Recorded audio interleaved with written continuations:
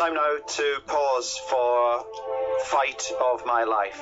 Some of the best fights that you've been in, sent in to me.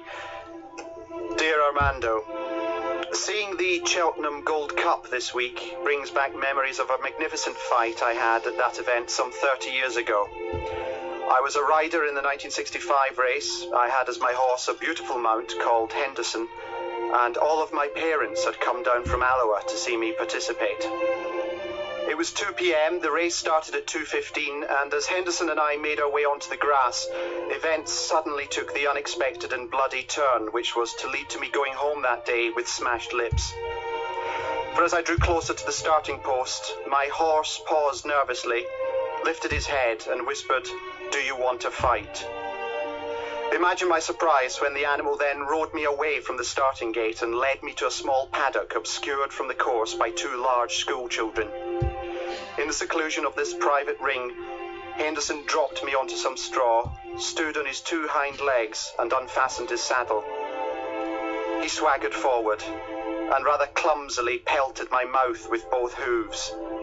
Angrily, I grabbed hold of one of his legs and twisted it round, pivoting the horse high into the air over my head and onto the floor behind me. I then jumped onto him, but he raised a hind leg to my groin as I landed, inflicting the sharpest pain I've ever received from an animal in 20 years of flat racing. The grey beast clearly enjoyed my agony, and as I writhed in the sawdust, I saw him start to dance very quickly in the corner, performing a clumsy jig on all fours.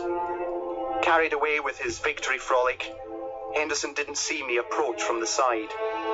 I jumped round in front of his long head and in petulant anger slapped him in the face. The horse stopped dancing and immediately dropped a turd of embarrassment onto the straw.